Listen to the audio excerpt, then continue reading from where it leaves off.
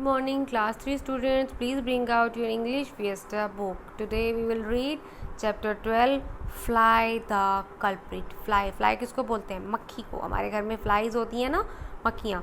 तो the culprit मतलब गुनहगार होती हैं वो. Now let's read, है ना. Well kids, do you know you shouldn't eat anything that is uncovered? बच्चों, क्या आप जानते हैं, क्या आप नो मतलब जानना, क्या आप जानते हैं that you should not eat anything, कोई भी ऐसी चीज़ ईट नहीं करनी चाहिए दैट इज़ अनकवर्ड, जो अनकवर्ड हो, जिसके ऊपर कवरिंग ना हो.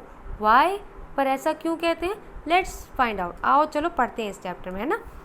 You must have been told by your parents several times that you must never eat anything that is uncovered. आपको बहुत बार आपके पेरेंट्स ने बोला होगा, है ना, बोला होगा ना, सेवरल टाइम्स मतलब बहुत बार.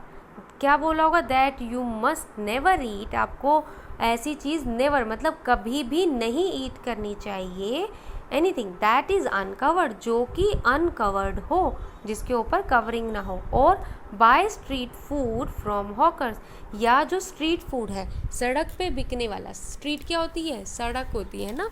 सड़क पे बिकने वाला खाना फ्रॉम हॉकर्स होते हैं जो बेचने वाले होते हैं, रेडी वाले, है ना. रेडी लगाते हैं ना कुछ लोग खाने की, तो वहाँ से कोई भी स्ट्रीट फूड बाय नहीं करना चाहिए, खरीदना नहीं चाहिए. Do you know why? क्या आप जानते हैं ऐसा क्यों? Why you are being told so, ऐसा क्यों आपको बोला जाता है? इट्स बिकॉज, ऐसा इसलिए, थिंग्स विच आर अनकवर्ड और अनहाइजेनिकली कवर्ड, जो चीज़ें कवर ही नहीं की गई हैं या फिर कवर की हैं लेकिन अनहाइजेनिकली. हाइजीन क्या होती है? हमारी साफ सफाई, स्वच्छता. लेकिन कोई चीज़ एक तो देखो, जो कोई चीज़ है जो कवर्ड ही नहीं है, लेकिन कोई चीज़ होती है जिसको कवर्ड तो कर रखा है लेकिन गंदे कपड़े से कवर कर रखा है, उसका भी कोई फ़ायदा नहीं है ना. तो वो कपड़ा कैसा है? अनहाइजेनिक है वो, हमारे अस्वस्थ कपड़ा है ना, मतलब हमारे स्वास्थ्य के लिए ख़राब है. अनहाइजेनिकली अगर कवर्ड है तो आर फ्लाई इन्फेक्टेड, इन चीज़ों के ऊपर जो फ्लाई है, जो वो मक्खी जो है, उससे वो इन्फेक्टेड होते हैं. अगर मान लो खाना खुला रखा है तो उसके ऊपर मक्खी भिन आएगी, और मक्खियाँ अपने साथ जर्म्स लेकर आती हैं. और अगर मान लो कोई गंदा कपड़ा रखा हुआ है तो उस गंदे कपड़े के ऊपर भी कहीं ना कहीं से कुछ जर्म्स लगे होंगे.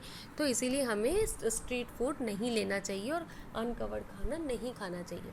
फ्लाइज, एज यू नो, मक्खियाँ जैसा कि आप सब जानते हैं, carry various germs which make you sick, वो अपने साथ क्या कैरी करती हैं? वेरियस जर्म्स, बहुत सारे जर्म्स कैरी करती हैं, जिससे क्या होगा?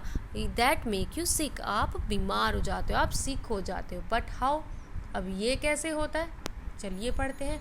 Flies have sticky pads on the under side of their clause, जो मक्खियाँ होती हैं उनके जो ये पैर होते हैं ना, आप देख रहे हो यहाँ पे, उसके जो क्लॉज हैं, ये जो पैर हैं, उसके साइड में कांटे लगे हुए हैं, तो उनमें स्टिकी पैड्स होते हैं उनके. स्टिकी मतलब चिपचिपे पैड्स होते हैं. And hairs on their legs, और उनकी लेग्स के ऊपर बाल भी होते हैं. दीज स्टिकी पैड्स, उनके ये जो चिपचिपे पैड्स हैं और hairy legs pick up filth from wherever the fly sits, और ये जो स्टिकी पैड्स हैं, चिपचिपे पैर और ये जो बाल हैं, इनमें क्या लग जाता है? इसमें फिल्थ लग जाती है. फिल्थ होती है गंदगी लग जाती है. कहाँ से? From wherever the fly sits. अब मक्खी है वो तो कहीं पर भी बैठ सकती है, वो अच्छी बुरी, कहीं पे गंदा नाला है या गंदगी कहीं पर फैला है या कहीं गंदा पानी खड़ा हुआ है तो वो वहाँ पे भी बैठेगी. वहाँ वाली गंदगी उसके पैरों में चिपक गई, फिर आके वो आपके खाने पर बैठेगी, तो वो सारी गंदगी आपके खाने में ट्रांसफ़र हो जाती है. एंड देन, और फिर these get transfer to the place, वो आपके उस प्लेस पर ट्रांसफ़र मतलब पहुंच जाती है, इधर से उधर हो जाती है.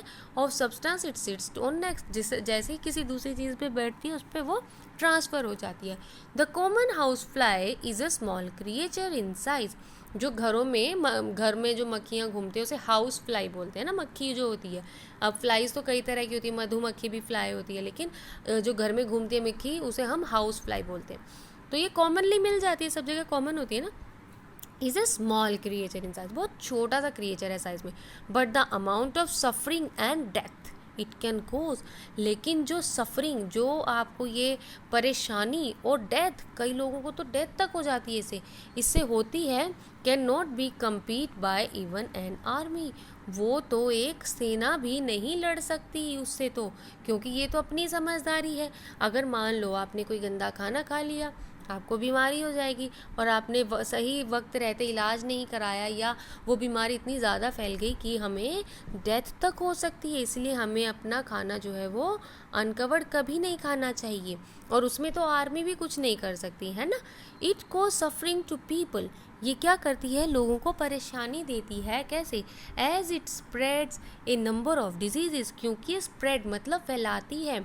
क्या फैलाती है? नंबर ऑफ डिजीजेस, बहुत सारी बीमारियाँ।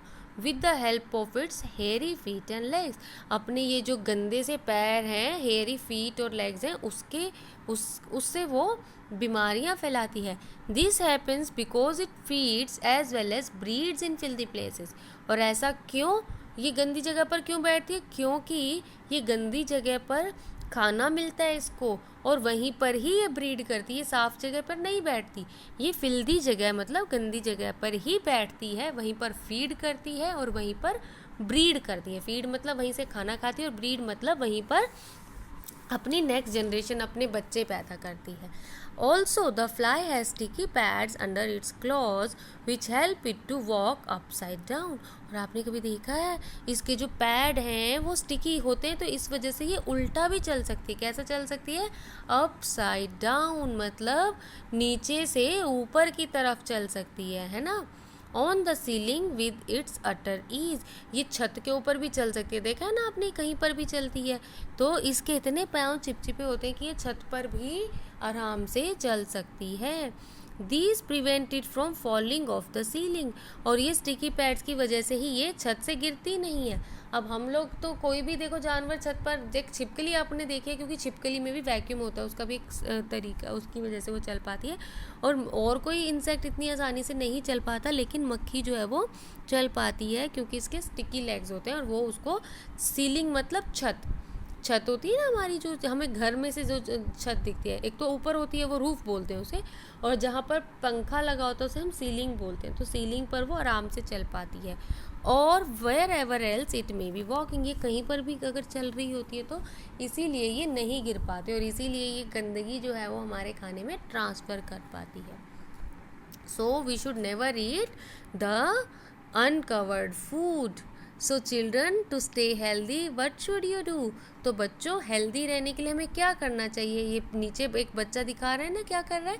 I will wash my hands with soap always before eating and after toilet, खाना खाने से पहले और बाद में हमेशा हमें क्या करना चाहिए?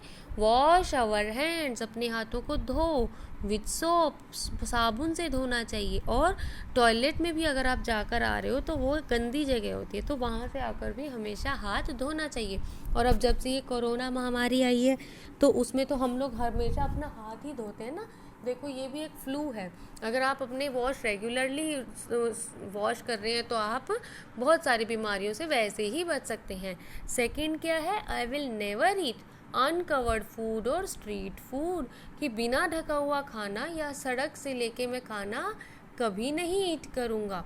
आई will take bath and change my clothes daily, हमें डेली मतलब हर रोज़ टेक बाथ नहाना चाहिए, और क्या करना चाहिए? अपने क्लॉथ्स डेली चेंज करने चाहिए। I will eat food made by mom, और हम खाना कौन सा खाएंगे? जो मम्मी बनाती है। It's yummy and it's healthy, क्योंकि मम्मी हमेशा अच्छा खाना बनाती है जो हमारी सेहत के लिए अच्छा होता है। हम नखरे करते हैं ना, ये नहीं खाएंगे वो नहीं खाएंगे, लेकिन हमेशा मम्मी हमारे अच्छे के लिए ही अच्छा खाना बनाती है। आई विल एक्सरसाइज डेली, और हम सुबह उठ के सुबह जल्दी में क्या करेंगे? एक्सरसाइज करेंगे, व्यायाम करेंगे, है ना, टू स्टे फिट, ताकि हम फिट रहें, एकदम सेहतमंद रहें। और क्या करेंगे? I will play outdoor games to keep my body working, और हमें बाहर जो पार्क में गेम्स खेलने चाहिए ताकि हमारी बॉडी जो है वो हमेशा मूवमेंट में रहे, हमेशा वर्किंग रहे। आजकल कोरोना के टाइम में हमें वैसे अलाउड नहीं है ज़्यादा बाहर जाना, तो आप लोग अभी घर में ही आप अपना गेम्स खेल सकते हो, एक्सरसाइज कर सकते हो, ताकि आपका बॉडी फिट रहे और वर्किंग रहे, योगा कर सकते हैं। Once this things will be over, जब ये कोरोना ख़त्म हो जाएगा तो उसके बाद फिर हम सब लोग बाहर प्लेग्राउंड में खेलेंगे। I hope you like this chapter. आप लोगों को समझ में भी आया होगा कि हमें किस तरह का खाना खाना चाहिए और हमें क्या क्या करना चाहिए फिट रहने के लिए, है ना। और आई होप आप सब बच्चे बहुत अच्छे हैं, आप सब ये सब करते होंगे, है ना। अगर आप लोगों को कुछ भी इसमें नहीं समझ में आया है, आप पूछना चाह रहे हो, तो please feel free to ask. Thank you.